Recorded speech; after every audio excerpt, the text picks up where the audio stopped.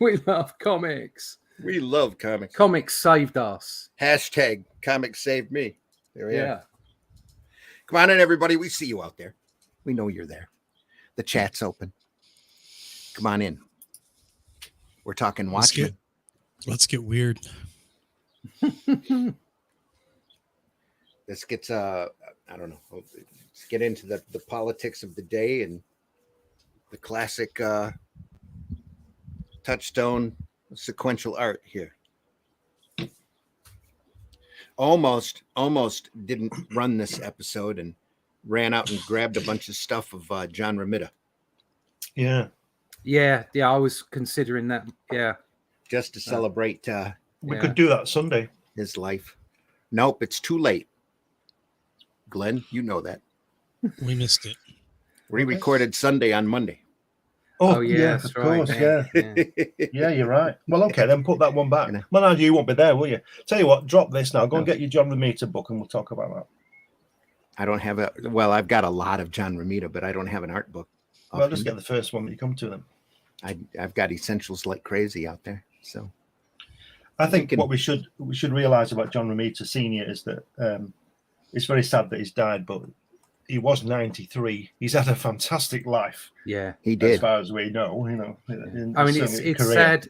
It's sad when anybody passes, but really, it's sad for those people that knew them most, like their family and close friends, because they're missing them. Okay. Yes. I'm going to say something controversial here. It's like missing those people that have gone is a selfish emotion, because it's you that's missing them. Either there's nothing or there's something. If there's nothing, they know nothing. And if there's something, then they're off gallivanting, doing the thing and out there in the universe. But you're missing them. And it's sad for those people. When you miss someone like that, it's sad for them. For the rest of us, okay, we lose someone in actuality that we don't know personally, but obviously respect immensely. And that is a loss. But we should celebrate his life. He had a great life. He was a good man, by all accounts, a very good man, very kind and supportive, and he definitely deserves all the plaudits that he gets. He sent me a nice letter. Be happy. We should just be happy we had him. He sent you a nice. He sent me a nice letter telling me to do one effectively. Telling you what? Telling me to do one. Get out of here. Get out of my office. Get out. Get out of the office. And never come back. Yeah, but, that was back in '75, but it was a nice letter. I still have it as well. Hello, go away. Who the hell are you? Get the hell out of my office. But Joe Jusko said that he had a testimonial that was up on Facebook. He dropped his portfolio off, and when they called him a couple of days later, told him to come and get it. just come and get it. And he's like, oh well, they hated it. I'm not I'm not ready yet. He knew he wasn't ready yet, but he was looking for guidance, and he went and got it, and there were all sorts of notes all over it by Romita about what he needed to work on and how this looked and how that looked. It made his day.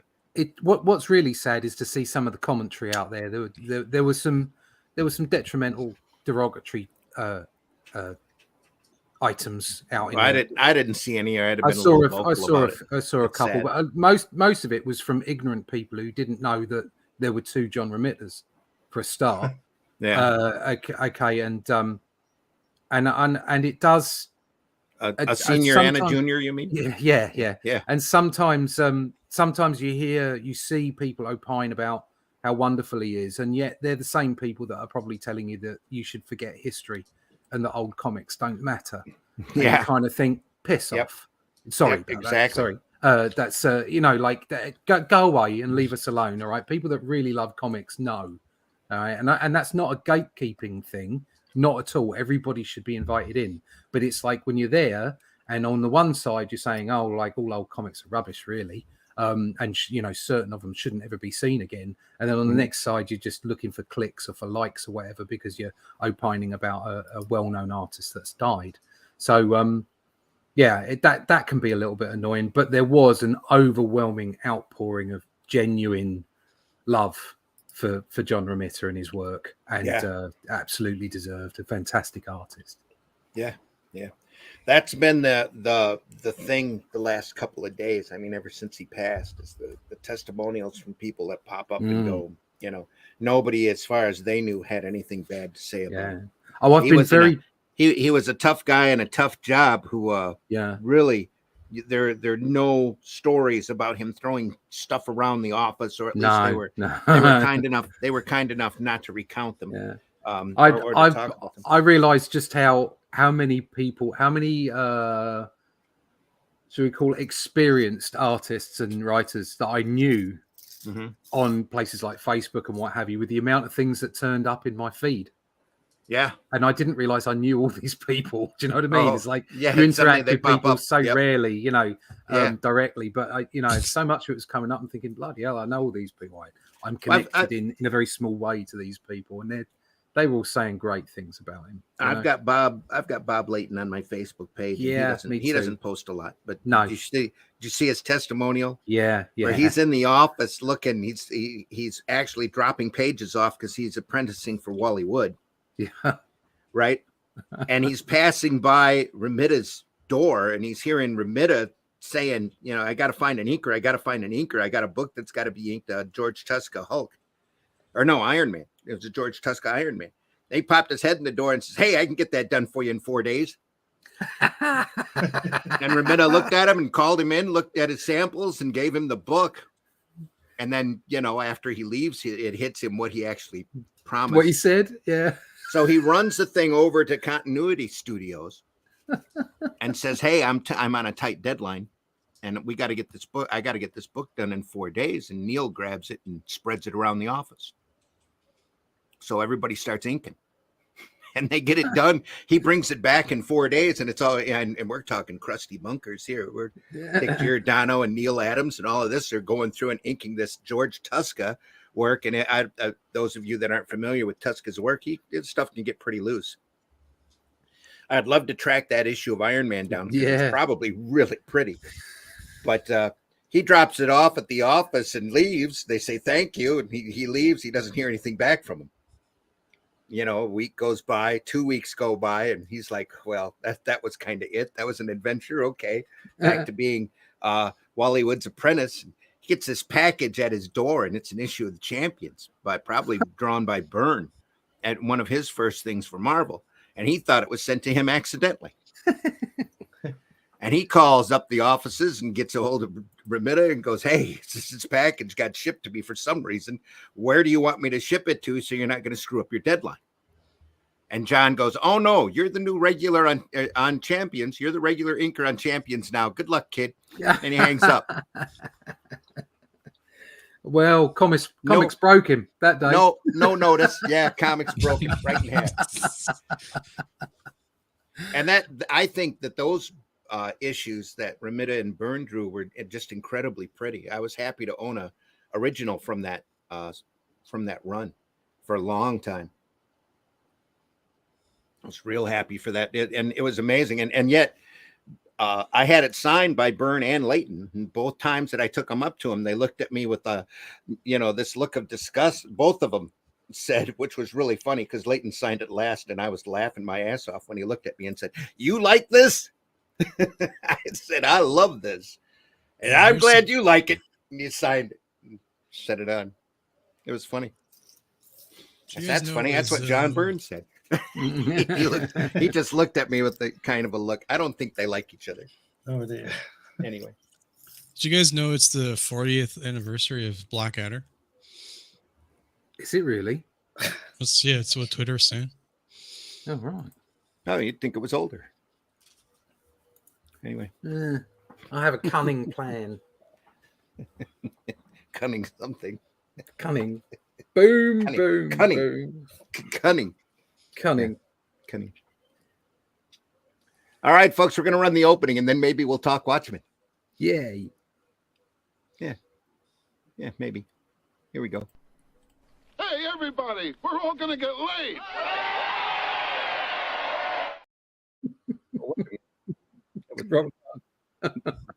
Here we go.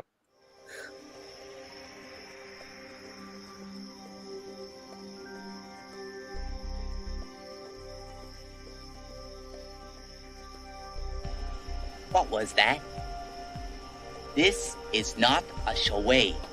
We need total concentration. Now, once again, this time, with theory.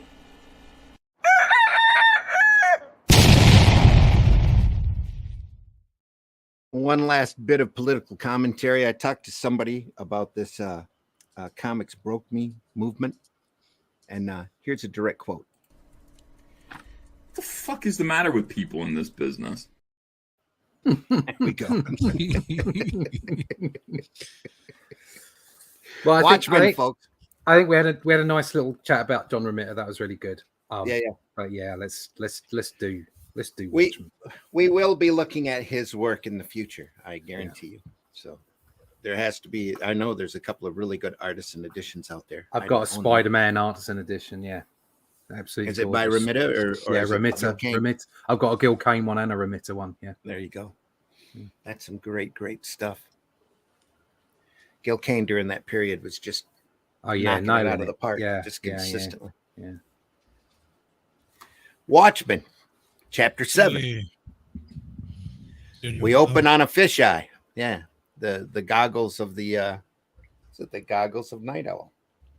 Looking at his you can ship. see that distorted Mr. Smiley face, can't you? Yeah. Something I've just noticed as well, because I've only just seen this black and white. The version. smear right there, the blood smear, along with the just knocking the dust off. Mm-hmm. Yeah. What'd you notice? On the bottom of the smear, on the artwork, on the black and white, you can see where the finger, well, it's not all black, but on the printed one, the color. John Higgins has put the color over it, and also we've said this before. If you look at the bottom, if you look at the fish islands thing, look at the black part at the bottom, you can see the cross hatching, so it doesn't all go to black. But on the printed one, it's barely recognizable because the color's gone in there.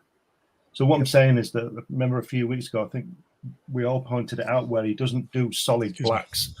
He just because he knows there's no such thing as a solid black. It's got everything has light in it, and that's part of the genius of this, I think. See the wonderful shading, the cross hatching around it to pull that forward, push the background back farther.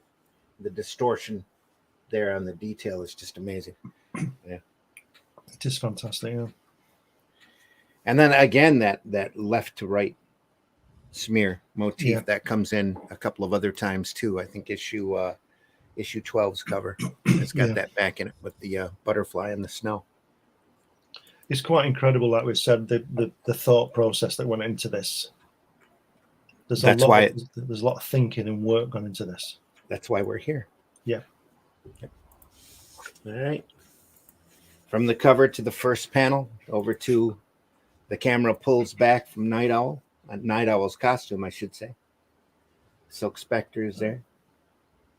Is that Jenny?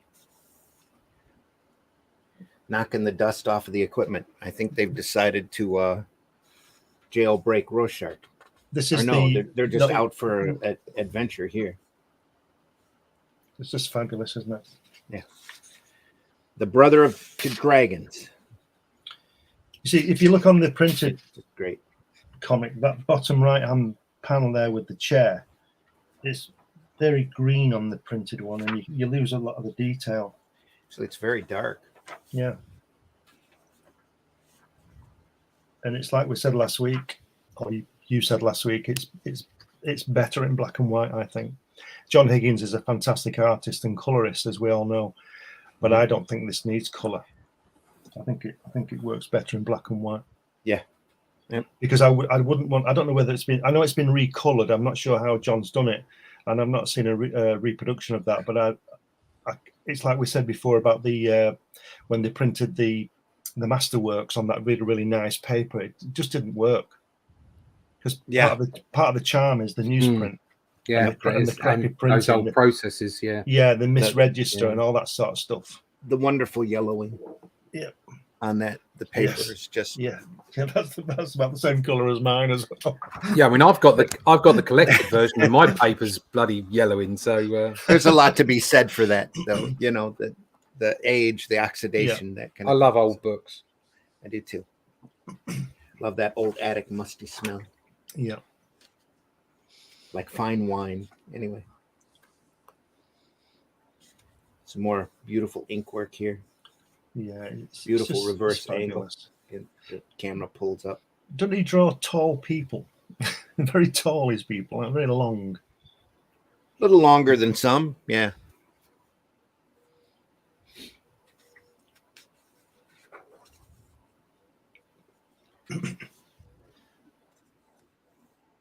Just casually smoking. Yeah, it's one of those pipes in this. They also, when they smoke, they tend to have that blob on the end in this comic, don't they? It's like a vape. Yeah. Yeah. I think it's also a way of. I don't know whether it was starting to get a little bit awkward to have cigarettes in comics then. Maybe. It isn't. That looks more like an opium pipe than a. Yeah. Yes, it does. I think it's like a cultural thing they've established rather than Yeah, Yeah. getting away from it. That's a cigarette, and that's what they look like. like the blimps. Yes. Mhm. Yeah. Yes. It's just that's what's going on in that world. Yeah. Oh, There are all these subtle little things in there just to make sure that you know this is not in canon. This is Yeah. not the DC universe. Yeah. Until now. Thank YouTube for the gentle reminder to my email box that we're live on Facebook right now, and I haven't right. changed it back to public. Here we go. Come on in, everybody. Why I was do you wondering have why to nobody change was it in the to- chat Why do you have to change it to public every time? every Why time. isn't it just automatic? Well, welcome to Facebook. Jesus. They do it Control. all the time. Yep, control. Let's move that light a little closer. Ah, Look at that beautiful lettering by Dave Gibbons there. Isn't it wonderful? It's just wonderful. I wonder if And I- that part here was typeset or not. It is typeset. Yeah, I'm talking about the Yeah. letter on the balloons.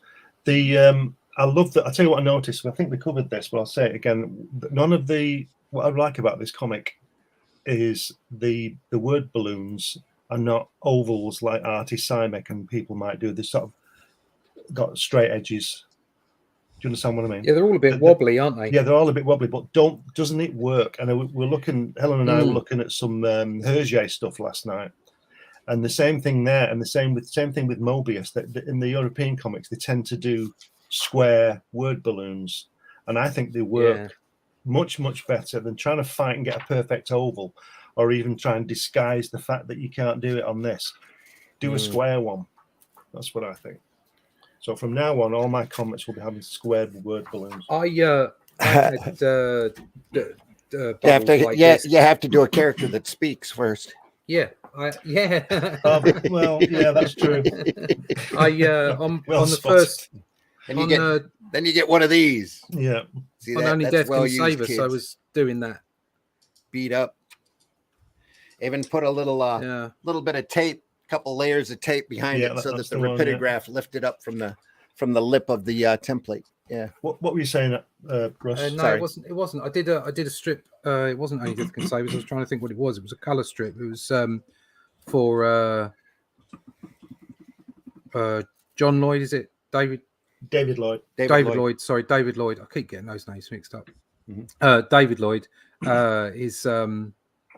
his online comic, and I did a color ghost story, and I lettered it as well, and I did all the lettering like that.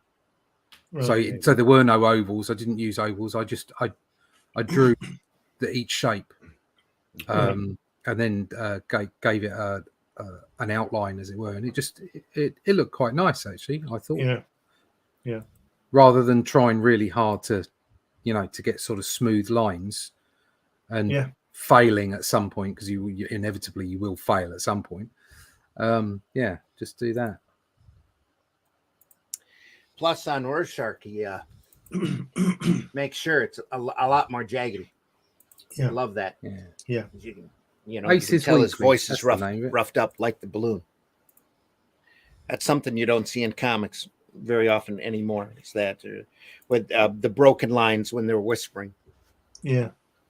Oh God, yeah. Broken lines. We'll be doing a lot of that. I really- like thoughts as well, thought bubbles. I don't. Yeah. Yeah. I like the inner monologue. I like that. Yep. I always thought it was funny. I remember seeing a Fantastic Four where Sue Richards has gone invisible, so she's in dots, and she's thinking and she's whispering, and it's in dots as well. It is in It dots was like- as well. Yeah. It was like somebody else had inked it or something, you know. Great tight shot face there. I'll tell you where the color works on that right hand page is, you know, where Rorschach is talking. That's a flashback, isn't it? Yeah. He's thinking that, and that's why he runs off, and then but it looks it could be confusing to if you just saw it in black and white, because you would That's think true. he was there type of thing. Yeah. So the color works on that one. Yeah. Solid red. Yeah. It's great. And there's his solid red face, and then he goes downstairs and the whole place is burning down. Wonderful. But look how powerful the smoke on the black and white version is next to the color one. Mm-hmm. The smoke is really powerful, isn't it? Oh yeah. It really looks like it's a flame, you know, with the blacks on the girl and everything, Yeah. and on the color. I did a 3D model a very long time ago with this mushroom stomping through a city, and there's some explosions and some buildings and stuff.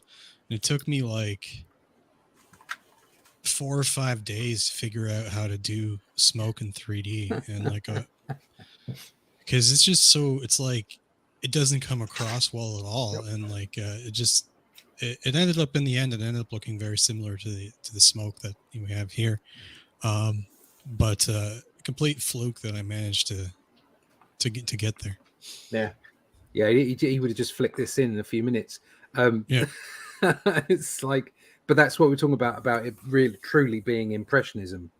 Mm-hmm. You know, So all much of so. all of this is impressionist. It doesn't.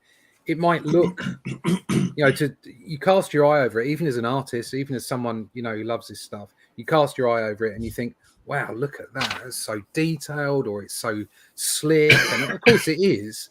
But then when you analyze it properly, you realize that it's because it's not real. It's like this hyper realism. And it's because of the impressionist value of it. It's making you create the realism of it. Mm-hmm. But there's little things that you can do that can increase the fooling of the mind. So for instance, you know, top left hand panel of the right hand page, sloping shoulders on him. Yeah. Just the way that he holds himself. The way that the other thing is the way that, although all these people are drawn quite elongated and tall, he's kind of got this style of drawing these very tall figures. Mm-hmm. They've still got an essence of the average about them. So, for instance, a couple of issues ago, when we were looking at his mother and the guys that she was having in, and the way that he drew the bodies, the children, everything about it there was a sense of normality, as in the sense of the average about the people in it, in an extraordinary situation. Yeah. And that's what fools the mind. That's the impressionist part. That's what people like John Buscema used to do. Is like, even though he stretched anatomy and put in amazing dynamics, okay, there was still an underlying sense of weight, of gravity, of persona, and it's just it's a fabulous thing when you see artists like this being able to do it so bloody well.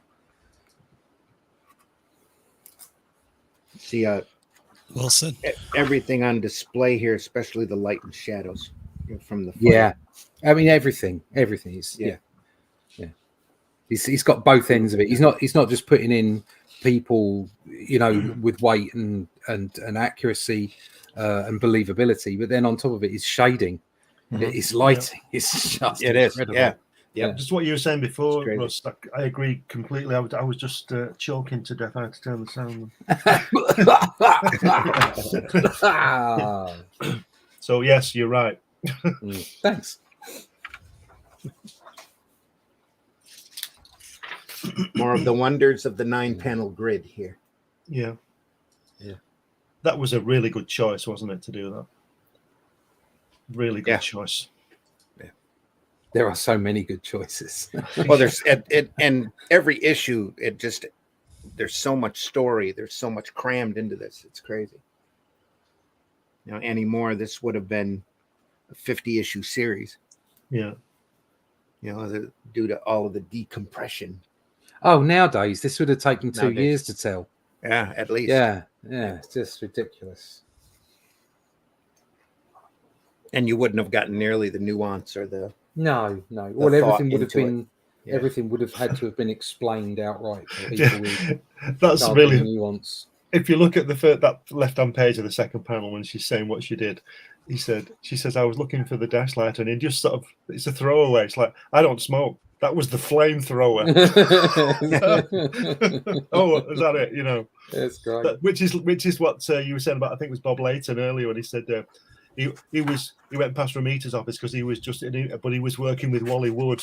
Do you know what I mean? It's like, oh right, okay. Tell me about that. You know, is that all? Yeah, I just had to be walking Wally past. Wood? No, Wally Wood. Wally Wood's not very good, is he? He's dropping off pages, but he had his portfolio with him just in case, and there was his timing. Boom. Yeah. From one legend to another. Yeah. You know.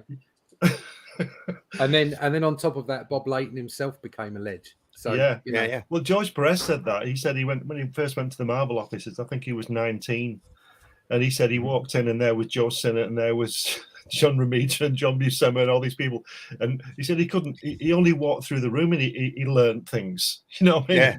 All this stuff in the air, you know. Crazy to think about. I'll be back in a minute. My cat's caught a lizard. Uh-oh. Lizard people. Send scouts now. Lizard people. Do you know what he does as well, Gibbons? It's this every panel you can, which is what we're doing now. We could spend a week on every panel. If you look at the bottom left, the left-hand page at the bottom left panel, that one, yeah. Look, that the owl is lurking in the background, isn't it? You know the costume. Mm-hmm. It's just lurking. There's all this tension and threat in the background of everything. Not just that, but the camera comes in, tightens up, and then tightens way up. Yeah. You get this panel here. I was just admiring the wonderful line work. Yeah. Here, very Mobius-like, very thin line, just in order to get that light and reflection to look right. Just beautifully done. And it's like you said, sorry, but like you said, back to that him lurking in the background, there's sort of no reason to move into him there, but it's like he's watching again. It's that Watchmen thing, like with the blimp, isn't it? Yeah. There's a tension. You're not quite sure whether who's being observed or whether it's just the goggles. You know, it makes you think all the time. Mm-hmm. But yeah, that is a fantastic sort of Mobius-esque panel there with that dust on the soot on the eye. And if you're just joining us, we're using the annotated Watchmen as this example. It's got the entire 12 issues in black and white. That's what we're drooling over here.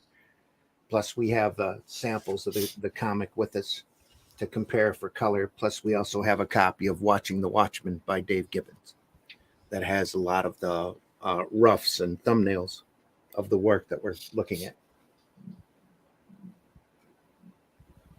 Over the head shot here, just beautifully done. Pipe.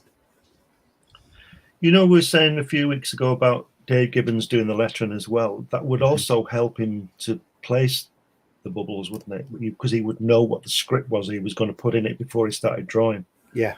He would know where to place things and people, right, with regard to that, rather than just the so-called Marvel way where he would go away and draw it and then the writer might fight to get some words on it. Mm-hmm. Absolutely. That's one of the reasons why it's so good. More great shadow work here on that face. Just enough, not the whole thing. Just enough. I like the way Dave is also, and this is proven really because it's in the Gibbons Watchmen book, is the way that you can tell that Dave is thinking of the color as well. I think I think there's a couple of pages where he does color roughs for John, doesn't he? But he's also thinking in color, because like you're saying about that shadow on there, there could have been a lot more black on there. But if you look at the color, his face is in brown or a bronze. Actually, it's purple. Oh no, it is kind of a brownish. Yeah. Lizard people. Yeah. Did you rescue the lizard? Yeah, I did. I rescued the lizard and took it outside and put it back in the sun, obviously away from where the cat can eat it again. There you go. Bless it. I'm in England. What? Lizards? So lizard people are going to skip your house during the invasion. Yeah. I for one endorse our lizard overlords. They're just checking up on it. Make sure. Yeah. Where are we? We got to the sex yet? 6 and 7. Nope, not yet. Oh, right. Okay. I love the car in the last panel on the last page. Yeah. It's just The Owlmobile. Yeah.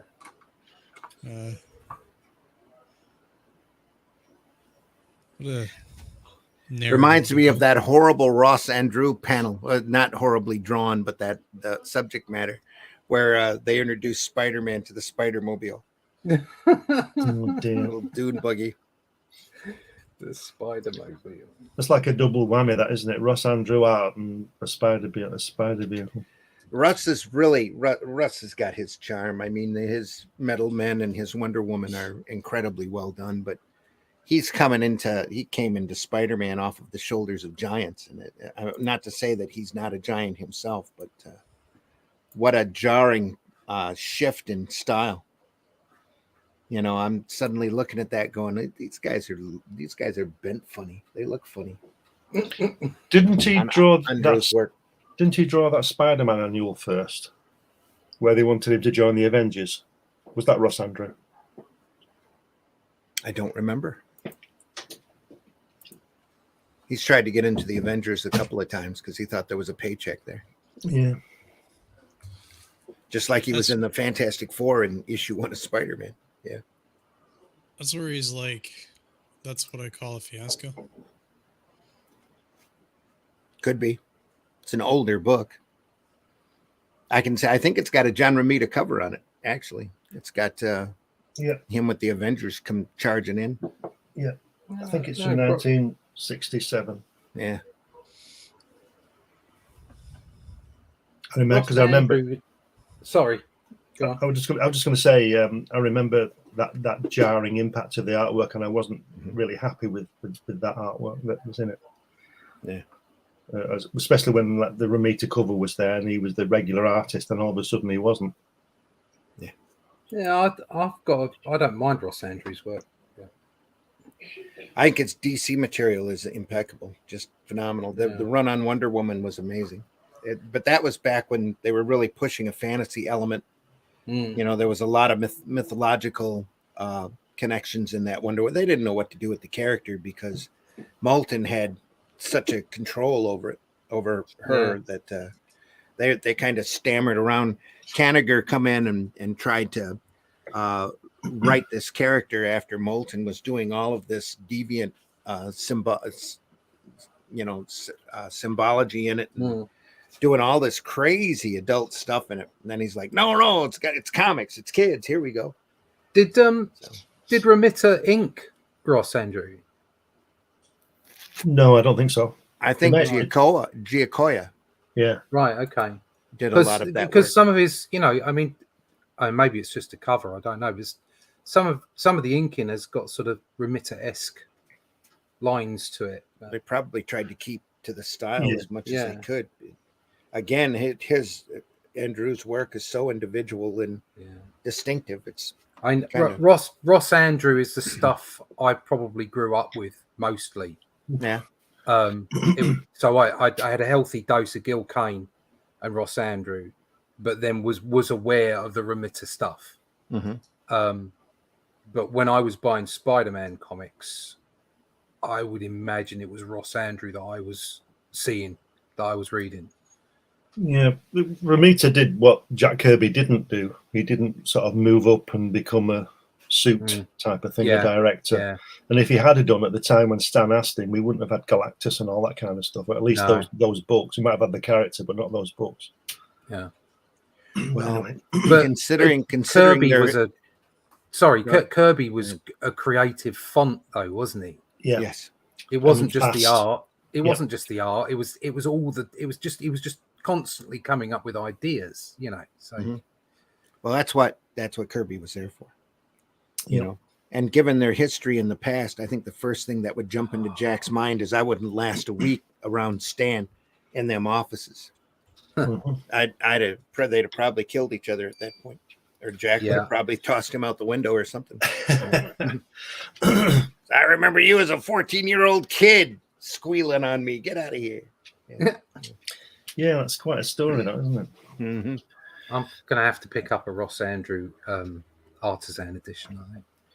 So Showcase presents Wonder Woman's got almost all, and that starts in the Andrew period. Just No, I beautiful. think I'm looking at the Spider-Man stuff because I'm I'm not a big Wonder Woman fan, or indeed Superman. You know, it's just not the kind of stuff I was into when I was a kid. Mhm. And a lot of the artisan stuff that I pick up is simply the stuff I remember. You know, it's just like, so, and it gives me an opportunity to go back and reassess the art, because as we were saying before, and you know, back to what we're doing here as well, is seeing this kind of art as a young person. You honestly make the mistake that it's perfect, because from an impression perspective, it is perfect. It's fantastic. But every piece of art has, you know, good comic book art has, like, you know, glitchy lines here and there, or you know, a wrong stance or something. I mean, this is close to perfect. But even then, you know, there's a subjective opinion about the way that he draws people. You know, that they are these tall, thin people, and you know, they're not like the muscular people that say Buscema would draw. So there's all this energy going on, and there's all this conflict as to what's, you know, perfect and what isn't. And when, like I say, when you look at comic books when you're a kid, certainly as someone who wants to draw them, all comic books are perfect. They're all like, wow, they're all amazing, and it's inspirational, refreshing, and insightful to go back to that art and see it as an older person, as a mature person who's actually drawing for a living, doing this for, you know, non-stop, and seeing where the development is and how the things were put together, how it works, and applying that to yourself. So you know, I was banging my head, to a degree all artists do it, and I still do it, banging my head against a brick wall for several years, trying to get the perfect line, get the perfect image, you know, and that's not how it works. No. And now I'm coming to terms with that, and hopefully you've seen that, Randy, in the work I've been putting into Cole. Is that there's, you know, you want to just let it out, you know, just want to get it out onto the page and do its own thing, and give it a life of its own. And this book, for instance, has a life of its own. Yeah. Genuine Comics in the house, Dave. Hope you're doing well. So Michael DeFonte. Sorry I'm late. I'll definitely catch the VOD after this. Yeah. Video on demand, I don't know. We are archived over at the Indie Comics Network, and this is the 7th episode of us looking at Watchmen and drooling over this wonderful work. Drool. You know what strikes me about that left-hand page, and considering, and I might be looking too closely into this, but considering the detail that is in this series, that page, when you see the Night Owl there talking to the girl for the first 4 panels, he looks very depressed and down. And then that center panel, when that chair moves, he looks up and he's suddenly very handsome again. And then when he's moving, like he's doing something, and he likes it. And then the next panel, he's down again. Yeah, caught his best side. Yeah. So, and that might just be me looking too closely, but to me, it stands out. It's like he's 20 years younger. It comes through in the story too. Yeah. Once they start moving and they start doing things, heroic things again, it reawakens a bit of them. Special auxiliary costume. That's better. So let's say he has the script is telling you that his mood is elevated just for that one moment, and he's drawn it in the body language, and like you say, it's just like that. Got that little. It's a glint in the eye without being close enough to see the glint. So true. Yeah. Looks a bit like Peter Parker there, doesn't it? Little, yeah. Don't they all? Yeah.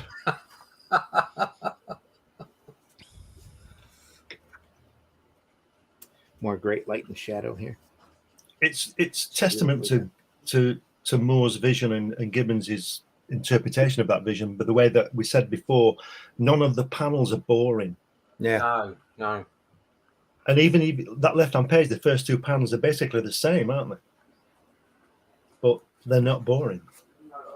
Camera's tightening up though.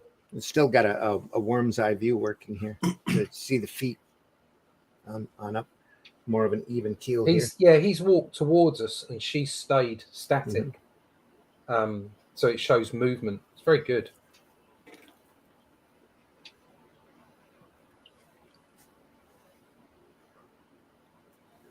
Because the silent moment, got to be careful. Or we're all sitting here drooling over the artwork. Yeah, exactly. So the owl here almost gives that impression of a VW van. Yeah, the owl it's so obviously a replacement, a fill-in for Batman in this. Again, that last panel with the car. If you look at the color version, the color spoils them walking towards you, but on the black and white, they really stand out because that line is so thin behind them. Yeah. But John's gone in there with probably. Well, I'm not going to tell him how to color. I can't, but it seems to be a bit heavy. How long have you been staring at this one page for? Not very long. I've been staring at this. I've been staring at this page for the past 35 years. Yeah, I spent the last line work here in the back. 10 minutes looking at the box. She's standing on. I'm just analyzing. Yeah, that's why we're silent, because I'm sitting there analyzing a box for 5 minutes. And what a box!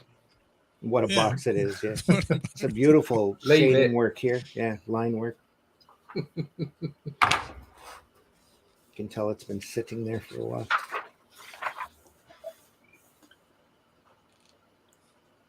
You know, the fact that it's taken 4 pages to see the same two people only a foot apart, moving about, is just incredible. But it's so interesting and arresting, and you look at every little detail. At least I do. I'm always looking at stuff in what's going on underneath the car and all that kind of thing. It's just master. It's just a masterwork, a masterpiece. I remember at this point too that the books were starting to just get a little later and a little later on deadline, and every issue that came out, you grabbed it. At least I did. You went home and you just devoured it. You went through and you read it and you studied it and you looked at it and admired it. I stopped reading it after the 2nd issue, and I waited until the series had finished before I read it all. And I'll tell you where I was. I was on the canals on a boat for a week, and I used to read this every night after dinner, and I'd read a couple of issues a night, and it was great to be isolated as I was, and enthralled by this as I was, because I don't know whether you've been on one of those canal boats, Russ, but you can't go faster than 4 miles an hour. No, it's 5 miles an hour, isn't it? Yeah, I got chased by a police boat.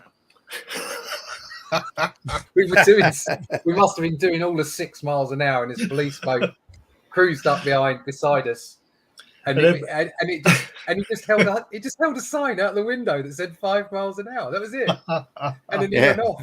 We slowed down. Well, every morning, I was woken at daybreak by this tapping on the window outside, and it was the swans. The swans wanted feeding. They wanted the breakfast, and they used to wake you up. They wake you up. They come and bang on the side of the boat, wake you up. Yeah.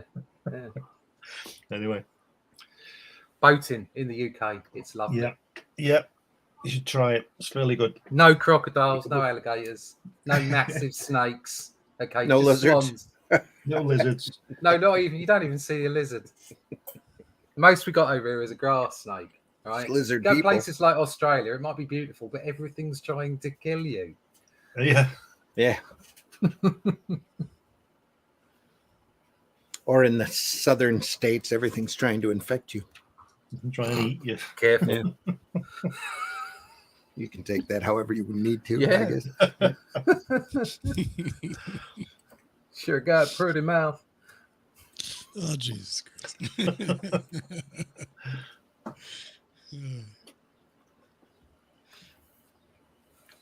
Brilliant.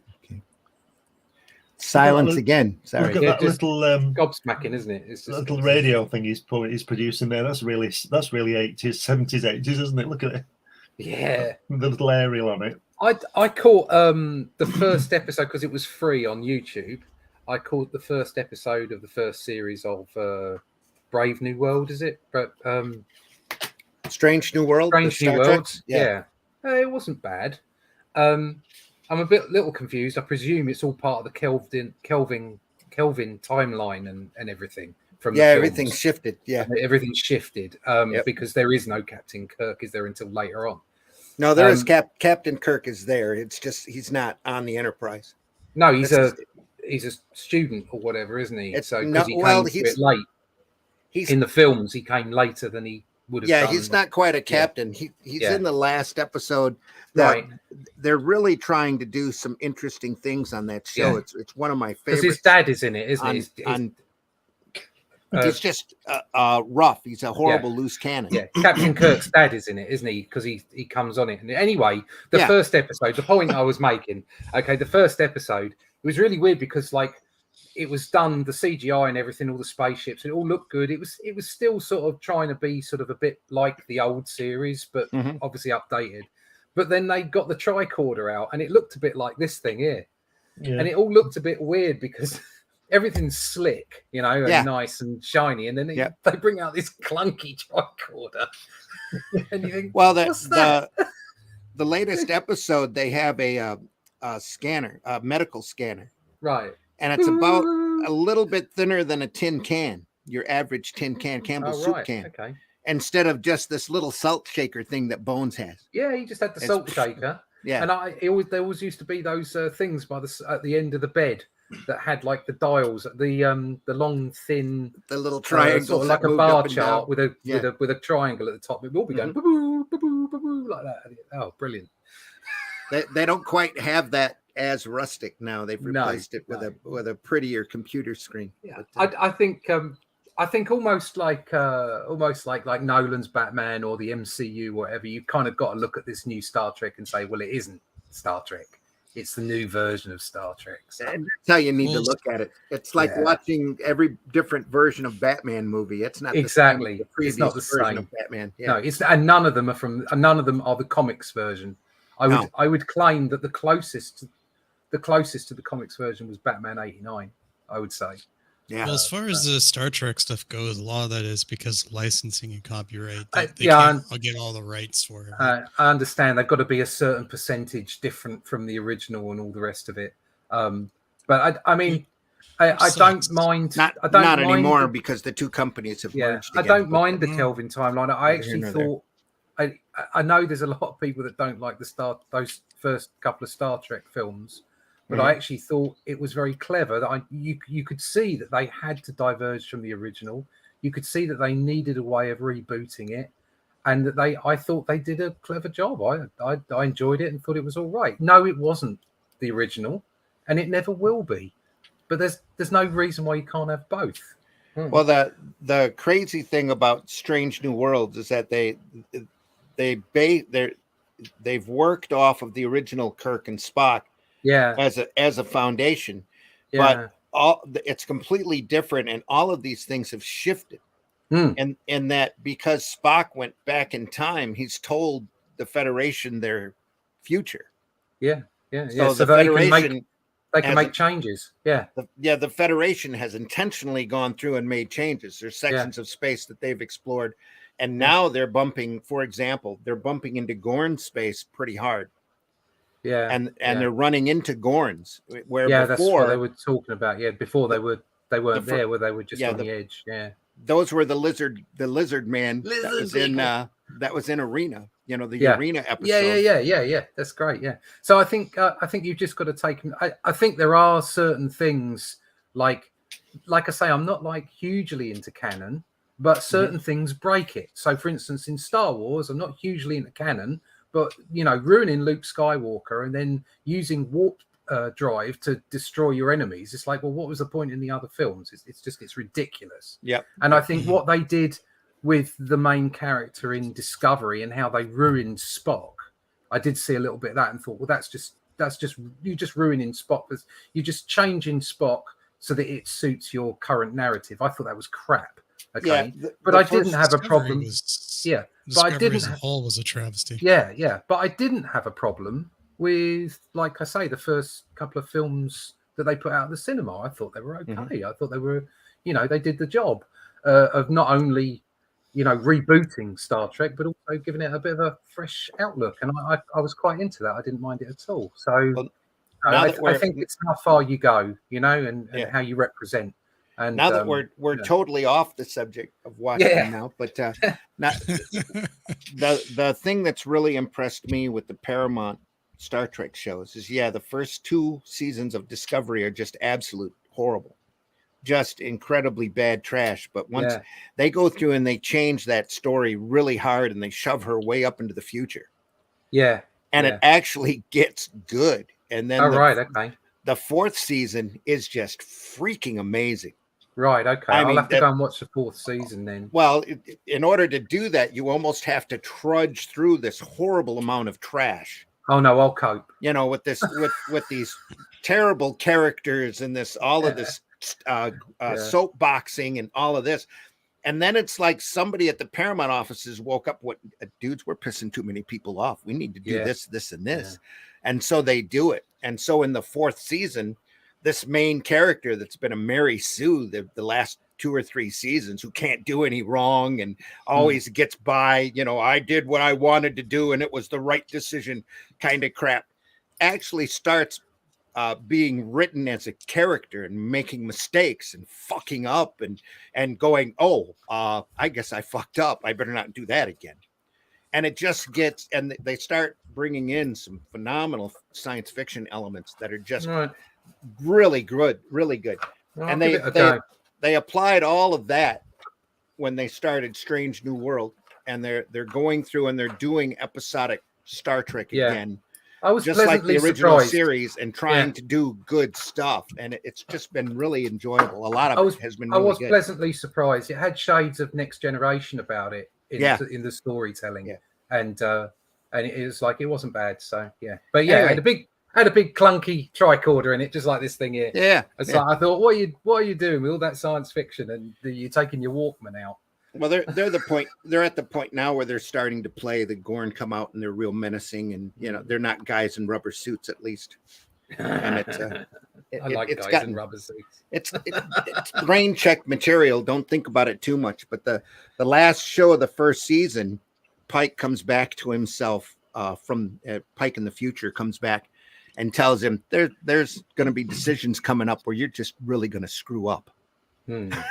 And then they put him through one of the old original Star Trek episodes, and they show how the Pike character handles the situation as opposed to how Kirk would handle, and Kirk comes in on it, and they're visited by the Romulans. And Kirk just wants to blow them all out of the sky, just fuck them, blow them up, you know, get it done.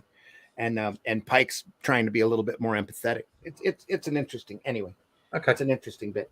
Peekaboo, right here. Look at that line weight compared to the owl ship there. Just great. Yeah, it's back to Watchmen. Sorry, folks, it's the Star Trek Ramita hour. Yeah. A little bit of a trip there. We're keeping people entertained. That's what matters. Yeah, lovely line weights there. You're right. Really, I don't know. Really nice. Nobody's added back in the chat since we started talking Star Trek, so we should get back to Watchmen. So what I was talking about, perfection. Okay, you can't see it here, but actually, if you look at that top left-hand panel, there, just the shading on the hands, literally, it's just flicks. Yeah. Okay, it's just flicks. Okay, because that's all it requires in that particular panel. And that's what I'm talking about. When I was a kid, I'd have looked, or when I was a young man when this came out, but when I was a kid and looking at the other stuff like Ross Andrew and Gil Kane and, you know, whatever, I'd look at those flicks and go, oh my God, that's perfect. But I realize it isn't perfect. And that's the whole point. Exactly. It's wonderful brushwork. Yeah, it's beautiful. It's just Thin, what you thick, need thin. Yeah. and not too much. Yep. Exactly. Yeah. It's all about economy of line. All of it. All the great artists, economic with their lines. And it doesn't matter how detailed they are. If they want to put in lots of detail, it's because they decide to do it. They're not just, you know, filling in. Okay. It's all economy. They know exactly what they're doing. Speaking about new artists that do that stuff, did you has anybody seen that the artwork in that book Lucent? Lucent. Yeah. I've seen the first one. Yeah. The one that's one of the indie comic people. Is it Michael? Michael, I've been on his show actually. Yeah. God, I'm terrible with names. Sorry, Michael.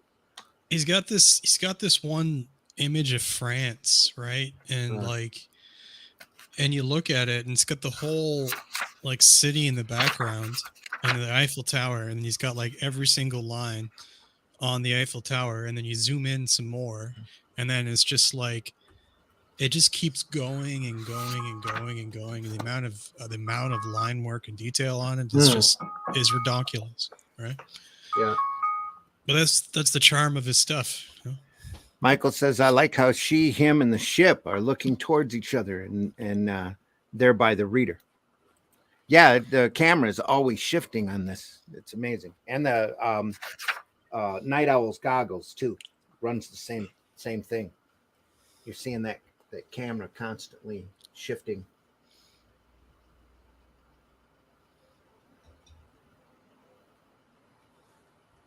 Just beautifully done. More great shadows here. Just enough solid lines to give that impression that the room has got stuff in it. Stuff like this always brings to mind that quote.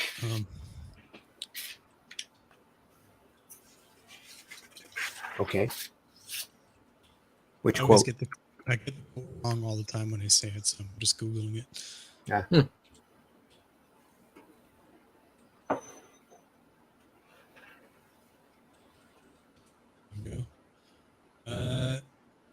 Yeah, so there's a designer knows that he has achieved perfection not when there is nothing left to add, but when there's nothing left to take away. Anthony de Saint-Exupéry. Yeah, perfection is the enemy of great. As a Toth said, draw the minimal of what needs to be in there in the panel, and then draw the hell out of it. Yeah. And then again, there's always, you know, things are different now as well. It's like all this stuff was done on a schedule. Yeah, on a hard schedule. On a hard schedule. I mean, you know, I know that they were late with these, but they were able to get to be late to a degree because of the names that were involved in these books. Yeah, even at this time. Yeah, even at this time, they would have been given some leeway. Do you know what I mean? Mm-hmm. Whereas maybe some of the rest of us might have been sacked. But you know, so much of this stuff that we look back on and say, "Oh my God, that's masterful."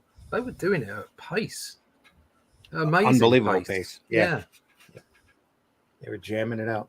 They were also being successful with it as well, so that helped. Yeah, it was worth waiting for. Yeah. Okay.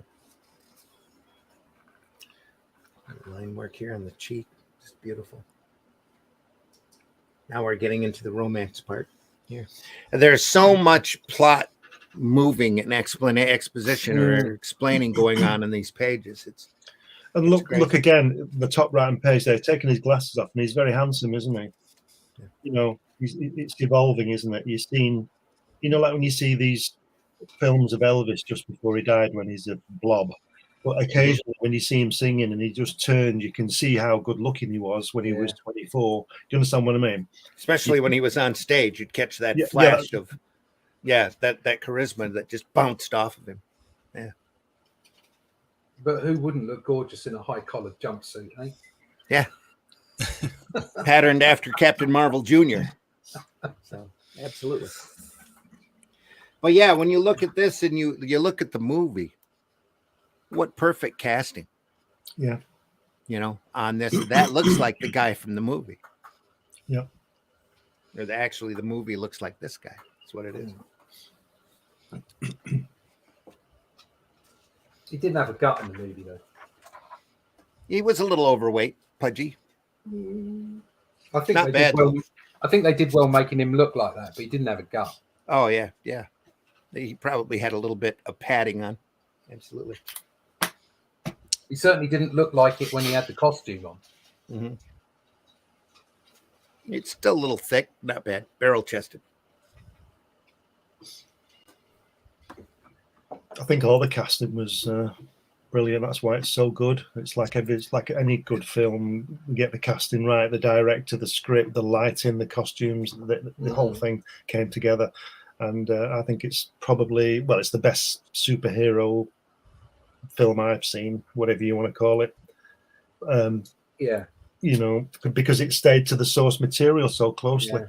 I know there was omissions there, but you can't do everything, can It's we? definitely up there for me. It's up there with the first two Spider-Man from Raimi.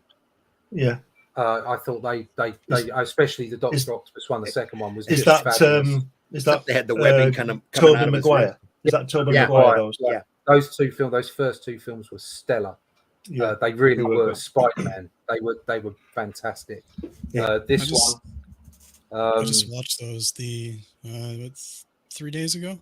yeah, With the fiance, we just watched both of them. And that's part of the charm of the last Spider-Man movie is that they're writing characters. They're not writing superhero. yeah. Those three Peter Parkers are very distinctive from one another for a reason, and it really reflects the way that they were in the movie. But I think it shows how things have changed because those, as far as I was concerned, those first two Spider-Man movie was Peter Parker, that was Spider-Man. They did a brilliant job, and this was a fabulous film, really, really good. They left the freighter out of this, didn't they? Yeah. Well, I'm sure. I mean, I don't have that Blu-ray thing, but I'm sure I saw a Blu-ray edition where they had animated the freighter series. Yeah, they went through and did the did, Tales of the Black Freighter as a separate motion comic. And it was vicious and incredibly depressing. Right. Yeah. So is that just with the Blu-ray then? Because it's not with my DVD. I don't know. I'm pretty sure I've got a copy of it. So yeah, it would probably be. I don't know if it's Blu-ray or not. I think it was available as a separate package because they sold that and the Watchmen regular. They have a motion comic of the regular series like that. And the biggest travesty there is that they have one narrator going through on the voice track reading the comic to you when they could have done a small cast on it and had really made it a major event. Instead, it's like a guy reading a comic to you as you're watching little bits of the panel move around. You know, Right. Almost as bad as those early Marvel cartoons. Captain Oh, I America. love them. Oh, they definitely have their charm. Yeah, They're cracking. some great stuff there. But that's because they went back to the source material and just animated it. Yeah. So, and not very expensively animated it either. It's all cheap done. Horrible. Look at that there, where they're obviously getting together, and at the bottom panel on the left side was Ozymandias when he's spinning there, and the crowd are going, oh, and it says, listen to that crowd as he switches his grip there. Very funny. I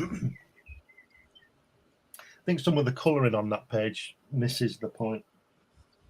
I don't know. Maybe John was the last person to get it with the deadline. I don't know. Probably was. Yeah, it would More be than wouldn't it? likely. Yeah. And it doesn't seem to. It's not as subtle as it has been. Poor guy, Fancy getting this through the post 3 weeks late, and you've got to turn it around for tomorrow morning. Yeah, Mhm. yeah. Pretty much. But he did a good job. Beautiful sequence here. Down to his glass. Yeah. Again, back to that fisheye. This next page, the next Motif. 2 pages are stellar. Yeah.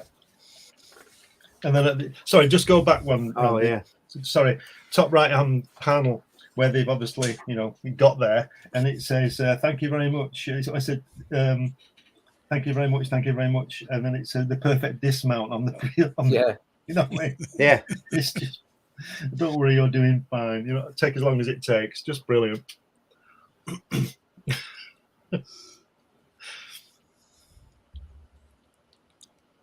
It's wonderful. It is wonderful.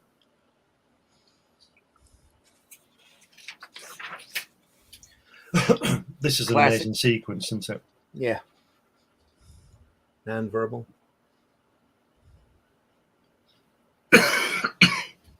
Incredible.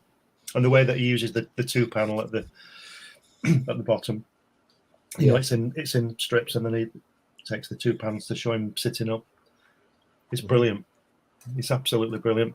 I don't think if I don't know who it was that didn't pay Steranko, but he wouldn't have been getting a lot of money for that page, would he? Yeah. Once again, storytelling. Yes. Excellent storytelling. Yeah. And I think that's what a lot of artists. I'm going to say this, and people are going to hate me for it because I'm not perfect. Okay, I have a lot to learn. I'm still doing it, but the primary function of a sequential artist is to tell a story, not to make the prettiest pictures they can. Yeah. And so that's why styles can vary. That's why you can have so much subjectivity, because at the end of the day, it doesn't matter how you draw your style. It's telling the story that's king, that's most important. Yep. So you can have the most detailed, beautiful version of something on the page, and if it's not serving the story, it's useless. Yeah.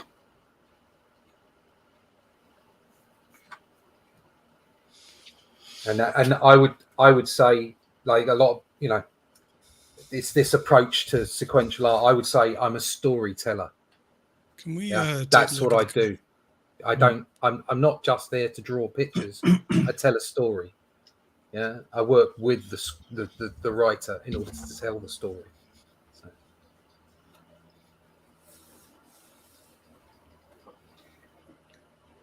Is that what you were asking, Whiskey? That's exactly what I was asking, sir. Thank you. I wanted to take a look at the color and the explosion, because it's the only time you need the color in this. On those couple panels.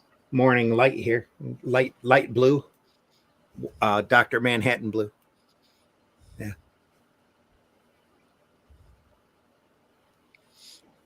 And despite the limitations, they still do quite a bit with the color. Absolutely.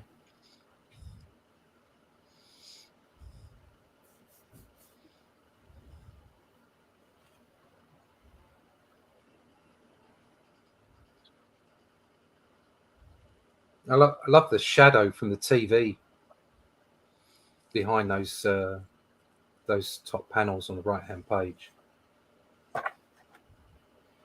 Yeah. That one, and the one on the right. Yeah. Yeah. Stays working. TV's over here. You get that shadow right there. Yeah. Shadow here. Strategic nudity. Anyway. Strategic nudity. Well, that panel there where he's just walking towards the door. Yeah, the middle panel at the bottom. Yeah, there's strategic nudity there. Well done. The top of the bed. Yeah.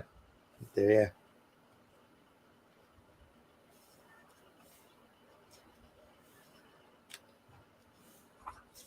This is masterful storytelling. Sorry, just go back. Yep. Just where he's you go back a page. Just that right hand page there where he's kissing her hand. Mm-hmm. And then you see the inner monologue. He's getting a flashback from the dream. Yeah. Which we all do. We all get like those when we've had a dream or we've had a thought or something. We're doing something and it flicks off in your head while you're doing something in the real world. Yep. And that is just fantastic. Just was reminded of a really weird dream I had a long time ago where what was it? I was I was in England, and they had the double-decker buses going on, but the people were riding on the outside of the bus, like the seats were on the outside on the and the buses were all like camo, but like different colors and stuff, and then we're riding around England on these buses, and then when these alarms start going off. I'm sorry, I just because like somebody we're talking about dreams, and I just thought about it, and it's completely unrelated to this. And then like they're like, it's the end of the world, and then I was a teenager at the time, I think, and my mom comes and interrupts the scene sort of situation or the dream, and she's like I got a note for my son, right, to get out of class, to get out of the apocalypse. And so I'm like, yeah, Mom's here, I'm going to avoid the apocalypse. I'm sorry, my son can't attend the apocalypse today. He's not feeling well. That's right. Just a note to Michael. Yeah, it's impressive how everything looks detailed and clear in those panels on the page with 18 panels. It's sometimes difficult to draw in smaller panels and give a lot of detail. Don't. It's because if you actually analyze these panels at the size that they were drawn, which is, just 1.5 up, okay, and you actually look at the amount of lines on there isn't that many. Yeah. It's just that they're in the right place and there's the right number of them. That's what it's all about. Economy of line, knowing how to make it look like there is form and feature without overdoing it. And that's the key of how to make a smaller panel give everything you need. Yeah. So much detail, but so simple. Yeah, just enough lines to show shadow direction, and then dark shadow. It isn't uber detailed. It's just well put together. Yep. And there isn't any, like I say, there isn't any extra lines. There's not any extra stuff that doesn't require it being there. No. And that means that everything's clear so that it feels detailed because you can see everything. Mm-hmm. It's another great sequence here. Yeah, it's similar to the one just Sick wipes the dust, isn't it? Same kind, gone back to the same kind of thing. Yeah. But I like the top middle panel on the left where you can see the Chrysler building and the blimp again. It's not been in too often, but there it is again. I may be seeing something there, but that top right-hand panel where he's smearing with his finger, it's being smeared in the round of the sun outside. Yeah. Which is which is like the smiley face. Yeah. Very much so. That's right. Yeah. You can see that here. You can two see drops here for the eyes, the clouds, making the face. Yeah. The imagery is just brilliant. It's intentional. It's amazing.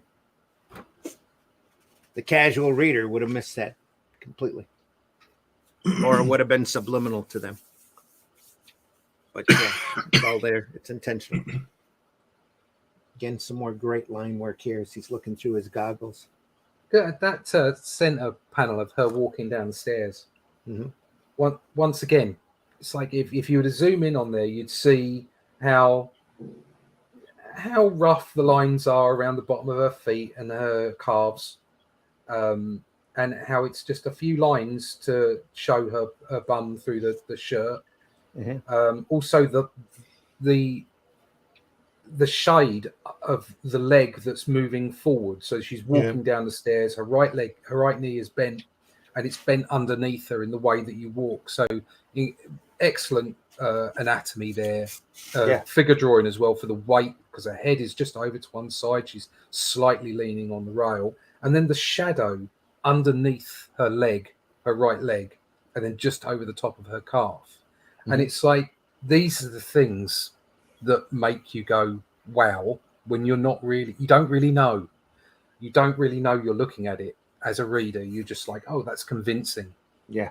And there's such small things, but it's masterful. It's like on the previous page in the center panel when he's opening the door and you can see his shadow going down the steps. Yep. He's not actually through the door yet, is he? He's just going to go through the door, but his shadow is already going down the steps. There's just a slight. He's not actually put the whole shadow across the stairs either. Mm-hmm. So technically, what he's doing is he's cheating there, but he's cheating because it's a comic book, and it's impressionism, and you can cheat. Okay, you don't have to be explicit. that shadow doesn't have to come all the way across the stairs like it would if that light was really there in the real world in a 3D model. Okay, so you cut it short, you cut the shadow short, and then he puts a little bit of a line in there to sort of carry the shadow on, sort of like a little triangle with some lines either side of it, so that you can cue the colorist to darken the stairs with shadow. It's just really, really well done. If you look in there, yeah. So there's like a line coming from the. So we're looking at the center panel of the left-hand page down the stairs, and the shadow of his head is on the wall to the left there. Right. Well, technically, it would come right across the stairs diagonally. But what he's done is he's stopped it at the stairs and he's drawn a line in and put some shade lines either side. And then John has come in and gone, oh, right, okay, I only need to put that round there. And you can see the shadow cast across the stairs without him actually putting a black shadow across the stairs. It's very cleverly done. That, and I would wager in the script more intentionally put both of those panels dead center middle. Oh yeah, without a doubt, yeah. So both the descent of the stairs is in both places. Yep. I like the faucet. I've just been staring at the faucet. The tap. What? Yeah, the tap at the top left. Yeah. Left page, center panel. Oh, here. Yeah. Just staring at it. I really like the light touch of in that panel, the light touch of the inking on the exterior to the window as well. So all the buildings in slight shade, just like really light touch, just to say, they're there. There's so much there that just it'll take you forever to go through it. You go through it again, and you always pick something up. Yep. Yeah. Oh yeah. But again, you look at that panel and it's not intricate. It's just well done. Yep.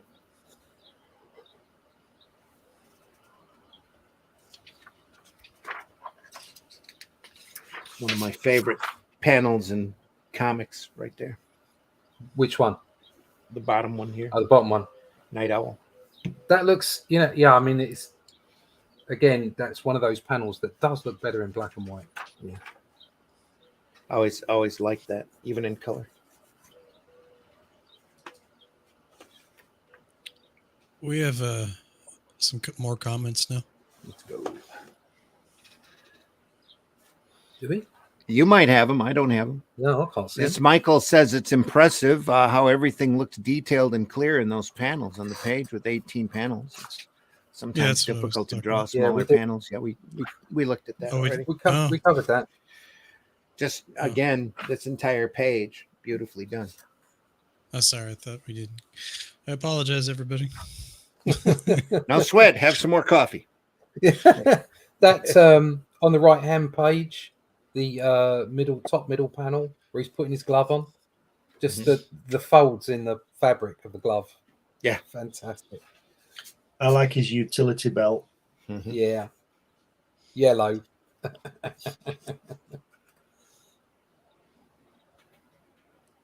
That was the most disappointing thing about the Batman run I was just on, which I'm now no longer on, is that because they had this kind of amorphous design because it was focused on kids, and the designs I had to use were basically what they did for action figures and what have you.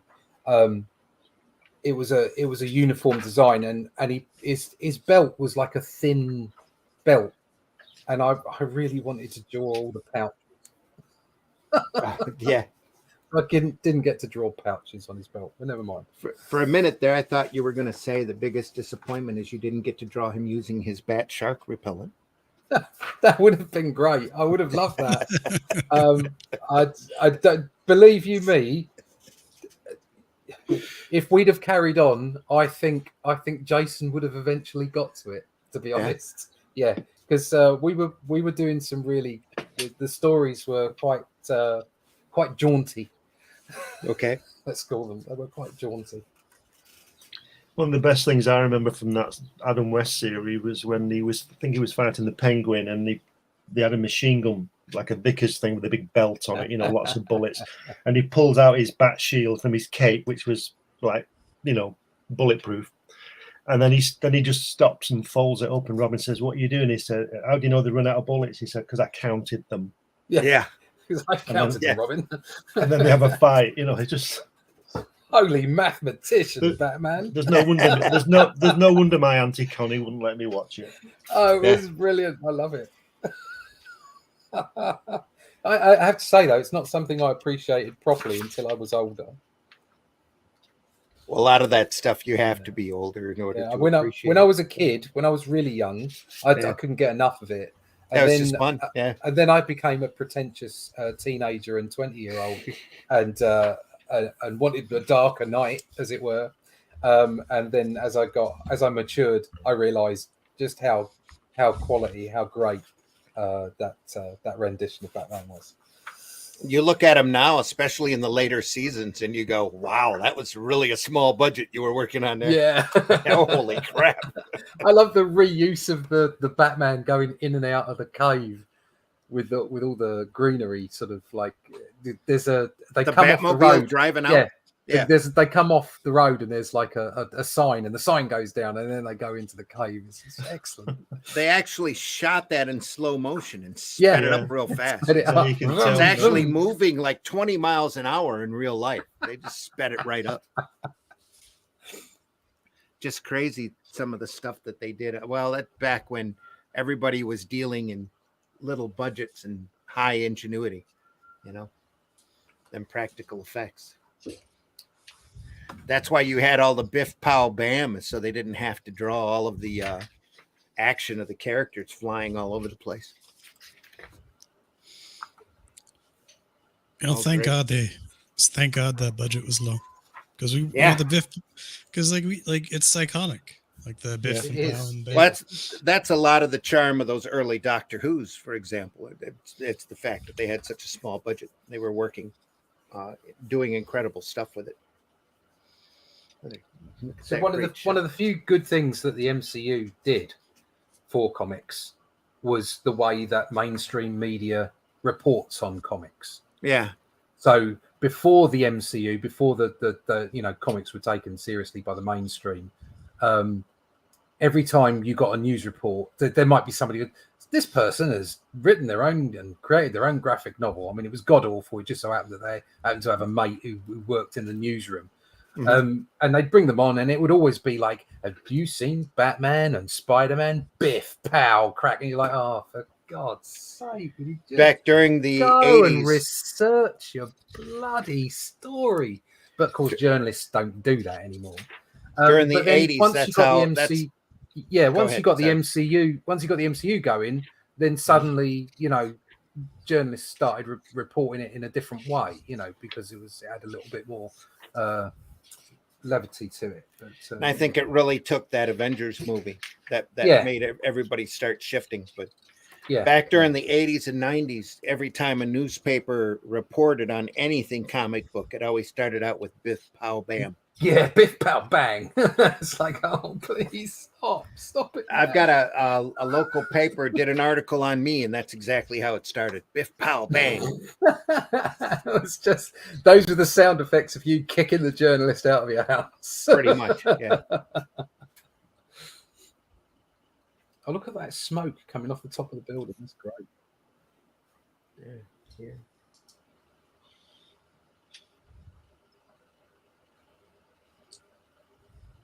Up through the building, the owl ship goes up and out. How that happens, we don't have up some kind of shaft. Yeah. And then here, the perspective, just amazing. That's really nice, isn't it? Yeah. You don't need to explain everything. It's a comic book. It just does it. Yeah. Well, it's been there the whole time because he's Night Owl. So. Yeah. The most impressive thing to me on that panel is that the way he works that dome. The perspective of those buildings isn't really that difficult to do, but to get those angles on the curves on that dome is outstanding. Yeah, I would guess there's some hard photo reference here, though. Maybe, yeah. It's only 1 point, though, isn't it? Pretty Where's much, yeah. Where's a dome in? Right here. On the right. No, I know where. I mean, like, where's a dome in real life for a photo reference? This isn't real life, Whiskey. I know that, but if they're using, I love that If they're circular argument. if they're using a photo reference, right? Somebody, never mind. Well, you We got don't- all of these buildings are so beautiful, and the perspective is down and all this, and he probably worked his way left to right, got over here and said, there's a dome.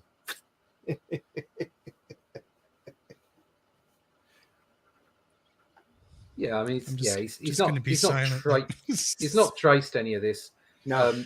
Photo reference, I don't know, maybe not. I mean, where would he have got, exactly like Whiskey saying, where would he have got a photo reference of a dome from?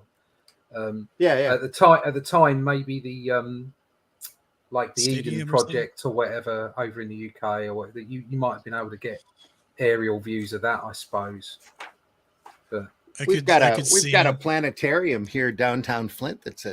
It's not cracked like this, but I it mean, is a to be dome. honest, and I'm going to sound, I don't mean to come off and sound arrogant here. I don't think it'd be that difficult. I mean, all you needed to do is put the lines down through the dome, and then link up the triangles, and then just rub the lines out. But it again, it's attention of detail. It's really good. Absolutely. I can imagine him going to one of those models in like of a city, you see like City Hall, and putting a basketball down and then standing on a step stool. I think he probably just laid some perspective lines down and got on with it. Yeah. Well, it's just more fun in my imagination. Yeah. Well, no, it's fine. You know, keep yourself happy. That's a good thing. Again, look at those bricks on that bottom right hand panel. Yeah, the window and the bricks and all everything. thin lines here. Yeah, just lovely. And then in the color version, it's hardly noticeable. Mm. Look at that. I think that line from Randy, this isn't real, or this is not real life, is going to live in infamy for me for the rest of time. just a comic. It's not real life. Just sort yourself out, will you? Get yourself some more coffee. If you look on the left-hand page where the owl ship is coming across the top of the building, look at the bottom right on what's going on down there in the window. Oh, there's a couple coupling. Yeah, like silhouette. It's that graffiti again. It's like it's like Rorschach's blob thing on his face, and then when he was looking at the dog and his mother coupling with the guy and all that. Yeah, we were saying that silhouette of a couple has been constant. Yeah, they spray it everywhere, don't they?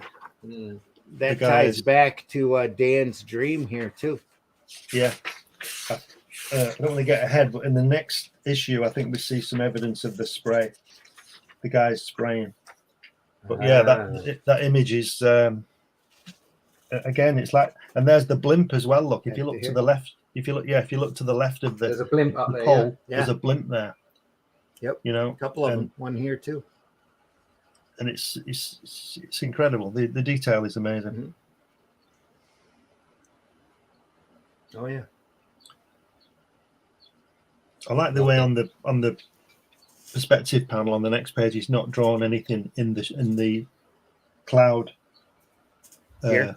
Yeah. Yes, he hasn't done any. He might have been tempted to draw a couple of stray lines, if you understand what I mean, to continue the building, but he's not done that. He's just left it as it is, and he's dead right, because it pushes your eye up into the main part. It's just wonderful. And the way the coloring is done. Yeah. The owl brown there on the owl ship is just makes it pop. Yeah, I mean that's an example of how great the colour is. Yeah. I want to see John Higgins's recolor of it, because what he's done with the technique that we said before, 40-year-old techniques, it's outstanding. I mean, I don't know what he's done with it. I don't know how he's done it, but I want to see it. That's kind of like Lucas going through and redoing Star Wars. Some of that stuff's just not needed, It just needs to be appreciated for. Is that published already or no? It was. I don't know. Don't know. I just heard that he'd recolored it. I've never seen anything, but I'd like to. That page, it's Night Owl in costume, is the first page in a while where the number of panels is not divisible by 9. I think it speaks to the beats per page Alan Moore wanted per page as you go along. It's still on that 9-panel grid, though. It's very similar to that. Yeah. It still follows the grid. Yeah. Yeah, there's still that 9-panel grid there. I mean, both these pages are a 9-panel grid. Same thing, yeah. No, that's so important. It hasn't been broken out. Yeah. No.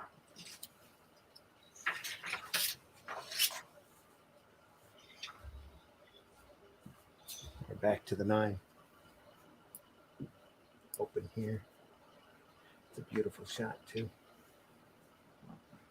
Again, not to put John Higgins' colouring down because it's wonderful, but if you look at the colour page, the left page, it works. That owl ship looks far better in black and white than it does with the colour. It does, yeah. Because it's all lit up by the flames and everything. It's incredible. Well, the thing about colour is that the thing about black and white is that you imagine a colour layer in your own head. Mm-hmm. Yeah. How many times have we said not to put down Higgins' work throughout this series? Yeah. Well, Yeah. I think it's Well, important. I don't want to, I think it's important because he did a great job on this. Yeah, and with the tools at the time, it's fabulous. Mhm. It's just that we are biased towards preferring black and white work. So yeah. So true. Yep. Again, Gibbons showing his anatomy. Yeah. Here, it's a beautiful set of legs there.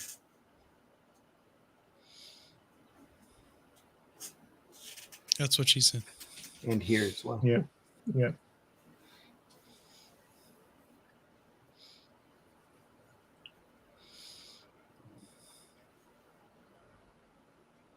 This artwork would have been wonderful hand painted, I think, but that's a different story. Mm-hmm. Great smoke again. You notice the difference in the way that he uses the brush on smoke compared to the buildings or the people. Well, especially here because he's dropping the buildings right back with the thinner lines. But I mean, surprisingly thicker, rougher lines rather than finer, smoother lines. Yep. Yeah. Well, that's smoke, though. Yeah. I mean, but people do draw it with. I mean, look at Buscema's smoke. Uh-huh. That was all fine line and wispy, wasn't it? Yeah. All over the place a lot of the time. And this is, I know that he's trying to, he's creating with the shadows. He's creating some thickness in the smoke, but also just the line in general. It's quite sort of a rough, clunky sort of feel to the ink brush there, to the way that he's doing that, and it stands out. It just feels brilliant. Isn't that? It just makes me smile when she said there's a lot of people in. He said, "Oh no worries, I'll just go up on the roof, fly from the roof." It just makes me smile. You just think, it's just. I mean, I know he's a big guy, but he's only going to get another 2 people where he was sitting, isn't he? He's not going to get 15, is he? Although, if you look at go to the next page, and you see them all piling out.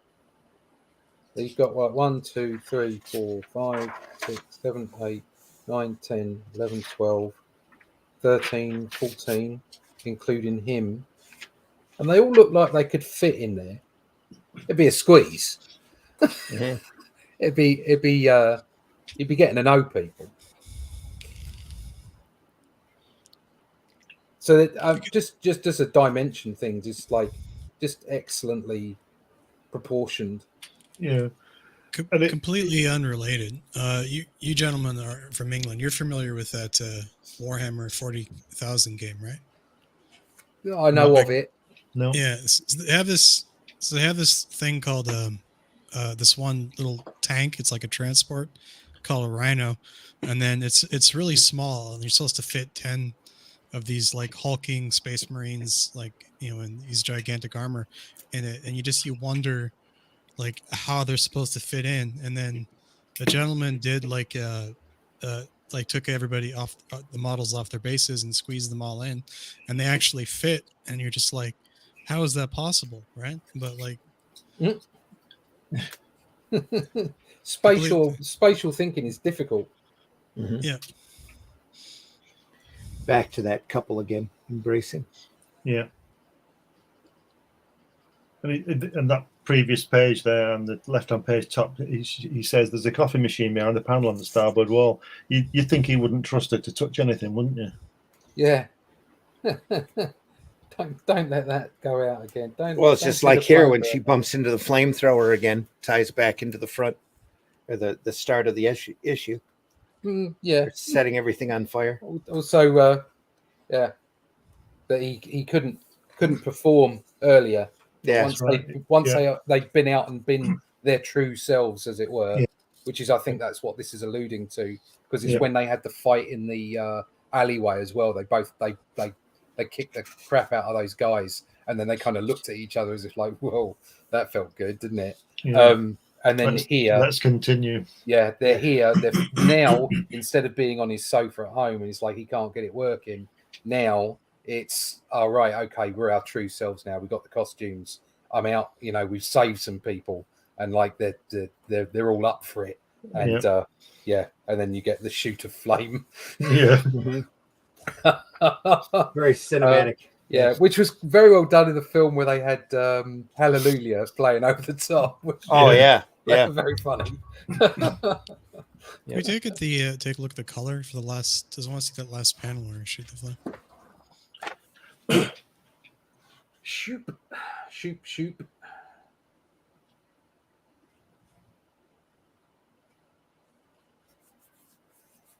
Nice.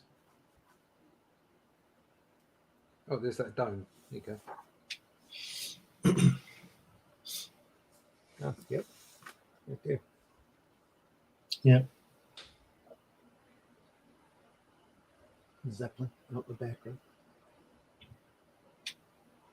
What is that? What is that on the right near the Zeppelin? The gigantic stick. So like a smoke tower? pipe.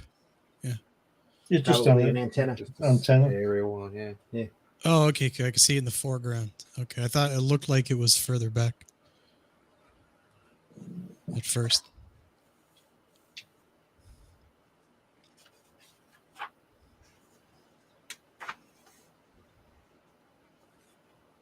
More strategic nudity. Very subtle nipples. Very nice shadows.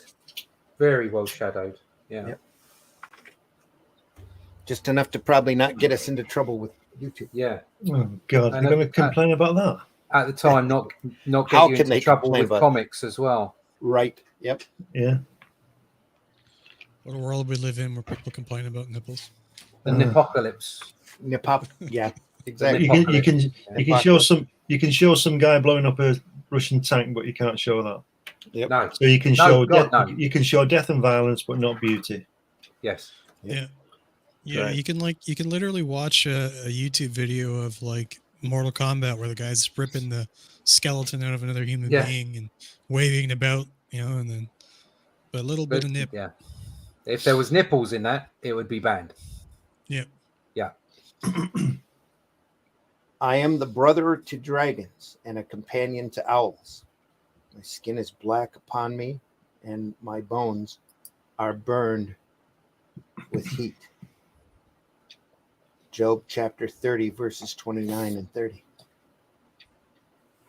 It's the end quote. What a great way to end it. Yeah. So I've been thinking about that, and I feel we have certain obligations to our fraternity. I think we should spring Rorschach. It's just, what? What?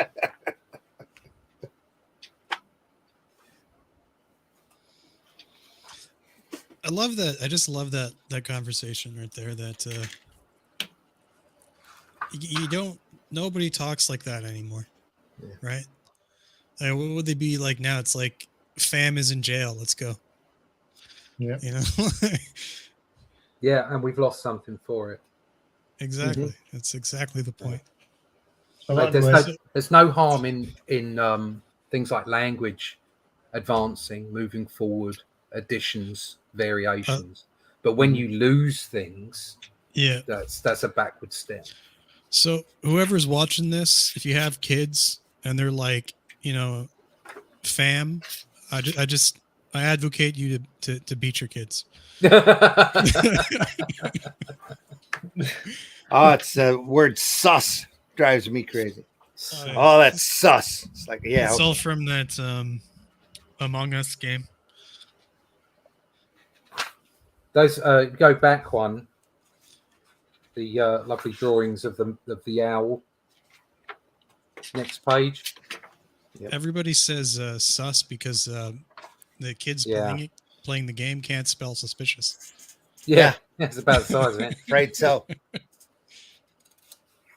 Lovely ink drawing of that owl there. yeah, Very nice. And the mice. Eek. very nice. At least it isn't a lizard. That's true.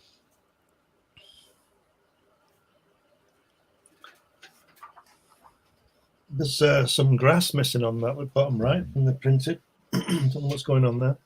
Yeah, I've got I've got some grass. Yeah. Yeah, weird, isn't it? Yeah. Oh, yeah. They've made it bigger, haven't they? Made the mouse bigger, the image bigger. Yeah, they have. They got rid of the grass. Yeah, the mouse is smaller in the one I've got. Yeah. In black and white, though, it almost looks like an explosion here. Yeah. Yeah. As someone who has drawn a lot of grass that looks exactly like that. It's probably meant to. Yeah, could be. I do like the fact that there is less grass in this revision. Yeah, works better. That lovely owl on the last page. So I work at a tabletop game store. I know that 40K reference. There we go. Michael says, I mean, I could way off too. Rue Katuk. Oh, See? 40K. How much money I burned on it. See, I'm culturally relevant. Sus. Yeah. Can't spell or say it. Yeah. No, okay. I am culturally irrelevant and I don't give a monkey's. Could you just flip over to the owl on the last page? A bullshit? Yeah, you know it. Oh, right, okay, yeah, it's exactly the same. Lovely illustration as well. Yeah. Right, okay, sus, cool. That's Only it, 5 folks. more to go. Watchmen 7, 8 next week. Wow, what a journey. Bookmark in the book. Once again, we have been looking at the annotated Watchmen. Do we get we still got time for some John Romita? Do you have some handy? No, I do not. Okay. We should do a separate one on that. Yeah, we should. We do definitely a special should, one, and we definitely will. Yeah. It doesn't matter when we do it because we're doing it for the right reason. We're not doing it for clicks. We're doing it because we love the work. Absolutely. Yeah. We just wanted to note the passing of a master. That's all. Yeah. Master craftsman. Master blaster. Whiskey, tell folks how they can find you. You can find me over on Twitter under Bandit and Ricochet. We do 3D models if you need something made for personal use or production. I'm working on a tabletop game that's been in development for a while, and recently a comic book. So you follow my journey there and send us a message. Give us a like, so on and so forth, or a follow. Yeah. Russ, tell folks how they can find you. Yeah, just have a quick look at this first. Just sharing something. This is just for we Glenn. Can absolutely This is just for Glenn. This was something I did a while. Oh wow, fantastic! For Aces Weekly, and it's just the lettering we were talking about. Yeah, I did all the lettering on this. And the balloons. Yeah, I can see what you've done there. Yeah, but don't they work really well? I like that idea. It's a really good idea. It worked really well for this whole thing, and then the extra lettering, also using lettering without any boxes as well, just sitting off the darkness of the work, which I could do because I did the whole thing from pencil through to color. So that's great. Yeah, I like that sword. The sword there. Well, that was what it was about. Yeah, it was about the sword because it was a ghost coming back from its sword. So anyway, you can find that in Aces Weekly. If you go and find that, acesweekly.com. Aces Weekly. Sounds Sounds like a battle picture library. Aces Weekly, doesn't it? It's got some really good stuff. I think Jock does a lot of stuff in there. A classic Batman artist, so modern classic Batman artist. There's lots of great stuff in there, and it's definitely worth going and looking at. You can find me currently in Europe in the pages of Batman. You can also find me in the pages of, if I find one of these here, of Only Death Can Save Us. Book 2 will be up with Barnes & Noble and Amazon soon, but you can still buy the crowd-funded versions of both Book 1 and Book 2 at my website, russleach.com. You can go over there, sign up for my email list, because there's a whole bunch of stuff coming. There you go. There's a printed version of that. There's a whole bunch. There's a whole bunch of stuff coming from me and Randy, and you might want to not miss out by signing up there. Also, over on my Instagram, there's a new piece of artwork where it's archived on you every day, and you can find all those links to my social medias and everything else over at russleach.com. Yeah, there's a little bit. Oh, there it is. So I was quite pleased with that, how that came out at the end. I like the guy with the hat.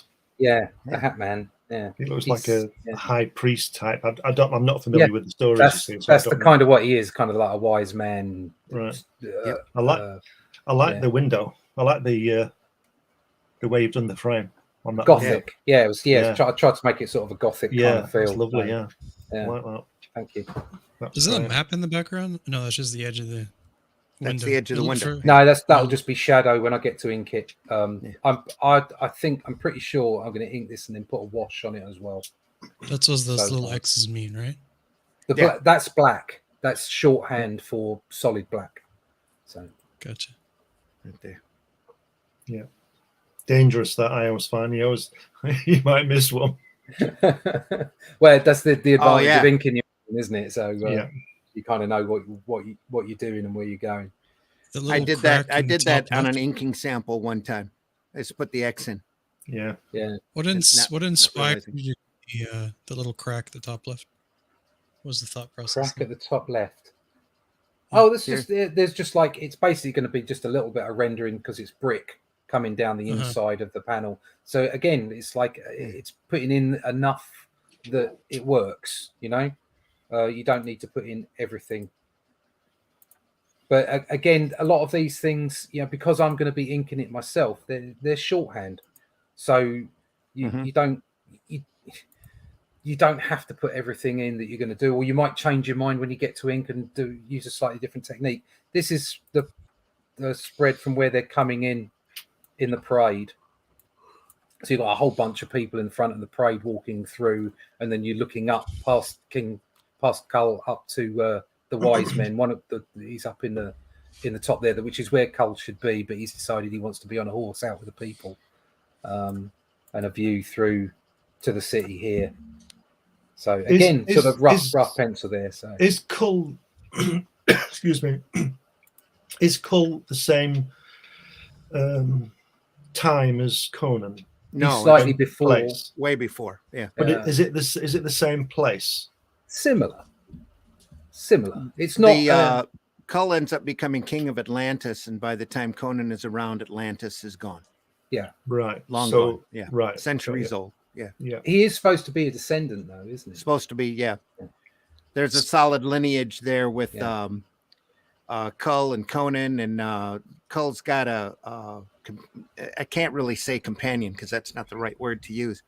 He's got a blood brother in most of the stories named Brule, and Brule is a descendant of Brack MacMorn, which is another character that Howard does. It's another story I wouldn't mind adapting, but that'd be heavy metal material, right? So Cull, it's a great story. Cull is Conan's sort of great granddad, a long descendant, that kind of thing, yeah. Right. Yeah.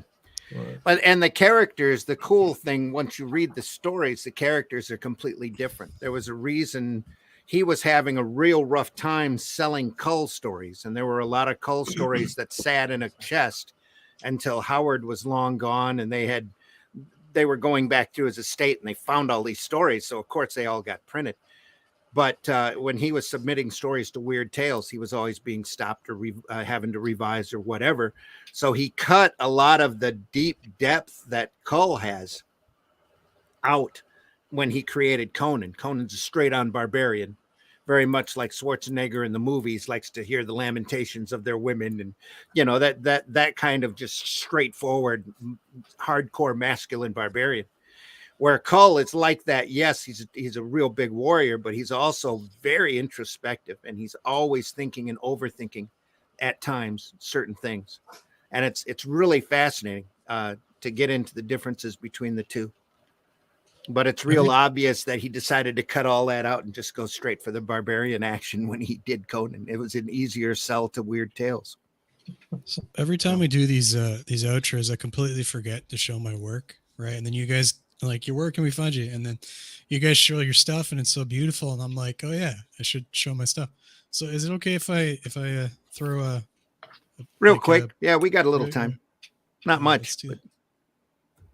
settings, and then there we are. So this is one of the, we're talking about that comic I'm working on. This is on the tabletop game. This is one of the characters from the comic. Oh, that's cool. One of the Lich Lords. I know the gentlemen here have seen some of it, but it's nice work. Yeah, nice folds on that cloak. I appreciate that. That's right. Yeah, it looks good. I like the weight. Mm-hmm. The weight that you get with it. That's good. like the sheen of the purple. Yeah, nice. Yeah, that was just how it sort of turned out with the what's it called, the filter. Yeah, it's just how it. Yeah, you still got to do it though. Yeah, most of that's the program itself, not my genius. The folds of the clothing is like the way everything is set up is. But how that sheen comes through. Don't run yourself down. You still got to apply it. Yeah. That's true. Yeah, and pick the color and be saying, you're only using it. You're only using a tool. Yeah, nothing wrong with that. Yep. If the tool's there, that's what it's for. Exactly. Yeah, exactly. So, Glenn, tell folks how they can find you. Yeah, you see me. You can get me on Facebook and Twitter and places like that. You can get me in Barnes and Noble and all leading bookstores now. This is my book about my meetings with Jack Kirby at his home. Coming soon. This is also on Amazon, and coming soon in the same places in Barnes and Noble and Amazon is the second issue of Hatch, which is my cartoon character, and there he is in all his glory. There he is. That's coming in the summer. I'm not quite sure yet, but not long off. And I also publish Comics Unlimited, which is a 100-page sort of anthology of articles and stuff like that with interviews in. Russ has been in. Randy's writing me an article, and that comes out every couple of months or so. Issue 13 is on its way. You can get that on Amazon as well. Sweet. And folks, I've been your host. I'm Randy Zimmerman. You can catch my stuff at arrowcomics.store, where you can find such books as Hero Bot Zero, which is a great, lighthearted, cartoony, 3-foot-tall giant robot fighting large monsters as long as he can get time and a half for overtime. Paragon, which is a superhero story I'm very proud of with a nice twist ending. Great superhero action, and Calico Shard, which is a fun fantasy book about a group of fantasy characters trying to put their world back together again. And you can also catch me right now at fundmycomic.com. I have a Fool campaign over there of a really fun superhero action story of a guy who dresses up in a ragtag outfit. There he is here. Arrow Comics is proud to be at it. That's not it. I get the video instead of the pictures here. That guy right here.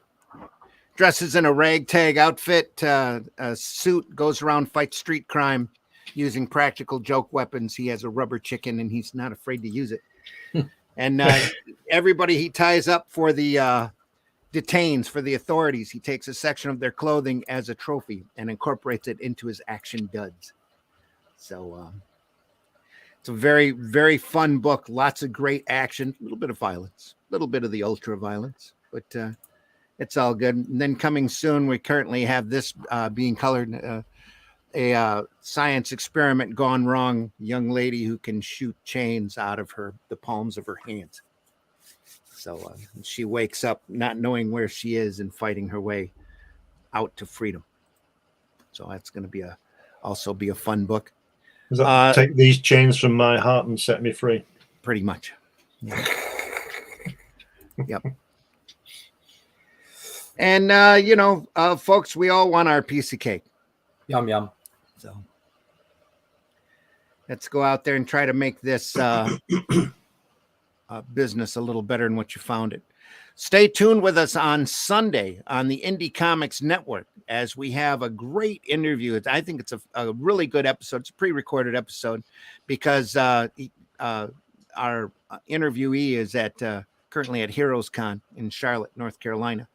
But Sunday Funnies, we have an interview with the great Andrew Peapoy as he talks about his work of Simone and Ajax, the adventures of a young lady and her best friend who happens to be a little green dinosaur as they go through life in all sorts of crazy situations. And you'll get to meet the Lemming Suicide Squad and all sorts of greatness. I had the joy of printing some of the Simone and Ajax work with Arrow Comics before, back in Arrow Anthology in the 90s. And Andrew is now putting a lot of that material together. His current Kickstarter campaign is up and rolling pretty strongly. And I can't recommend it to you enough. So go over and look at that Kickstarter campaign under Simone and Ajax, or just type in Peapoy at Kickstarter. It ought to take you right over that campaign. But don't miss this Sunday's episode. Andrew's been inking in professionally for many, many years, and he has a lot of great stories to tell. And we were real happy to have him on. I don't know what that is. Oh, that's the frontispiece for Cull. Okay. There's another page from that book where I'm currently getting colored. Another one there as well. Nice colors. Can't wait to kick that out. That's going to be a great, and we'll do a campaign for that here in a couple of months as soon as all the colors come in from Patrick. It's ready to go right now. I'm just finishing up the print file for the Fugle. So I've got another pinup to do and a couple of pinups to color that I want to put into it. And other than that, that print file is going to be ready to go. So it ought to be out shortly. So get in now. When that book goes to the printer, as soon as it comes out of the printer, we will be withdrawing the campaign from fundmycomic.com.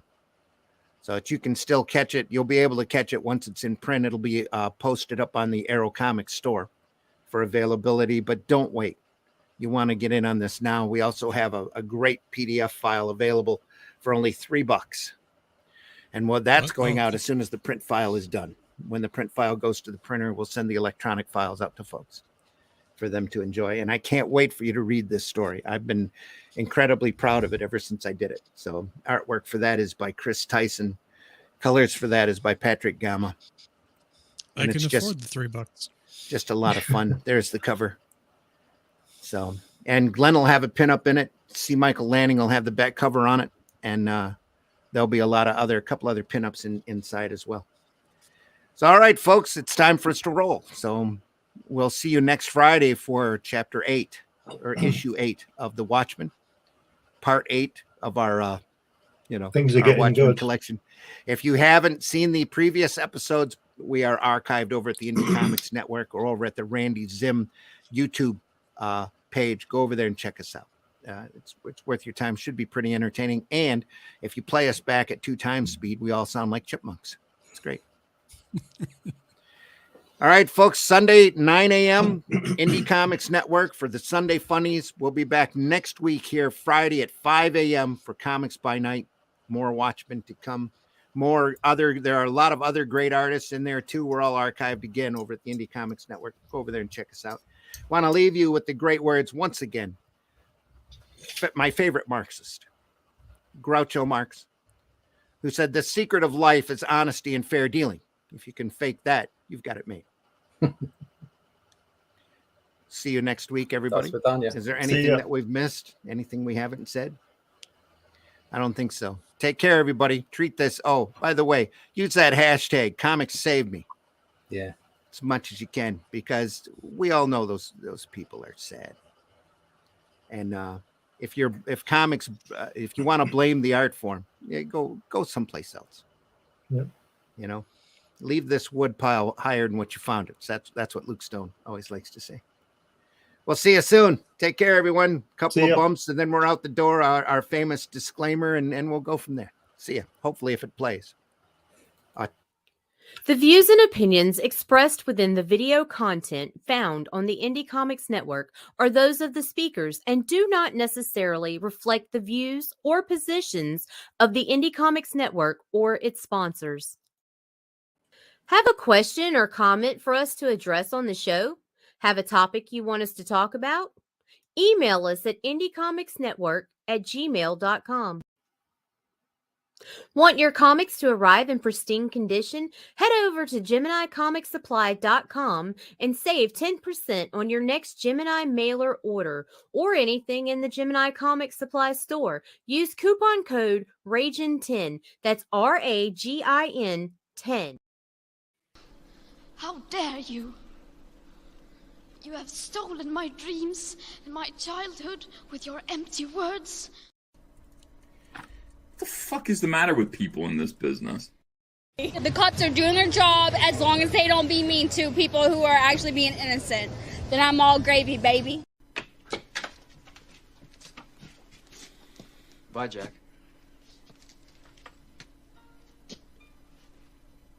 We really shook the pillars of heaven, didn't we, Wayne? No horseshit, Jack. No horseshit.